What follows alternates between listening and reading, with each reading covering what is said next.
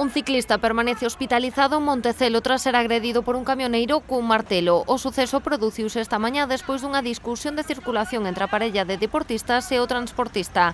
Segundo a versión que se coñece ata o momento, os ciclistas circulaban pola estrada de Marín a Pontevedra, en parella e pola beiravía. Despois dun treito detrás deles, o camión cargado de madeira puxose a súa altura e comezou a pitarlles e insultalos. Ao chegar ao cruce da factoría de Ence, o vehículo fixo un xiro brusco e a punto estivo de atropelar os dous ciclistas, segundo testemunhas. Cando os deportistas dirixíronse ao condutor para pedirlle explicacións, o home baixou da cabina armado cun martelo.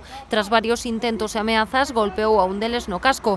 Tamén chegou a lanzar unha das bicicletas contra o chan. O deportista tivo que ser trasladado en ambulancia ao Hospital Montecelo cun traumatismo cráneoencefálico. O camioneiro, pola súa banda, volveu ao vehículo tras a agresión e conduciu ata o interior da fábrica. Alí os axentes da Policía Nacional conseguiron identificalo.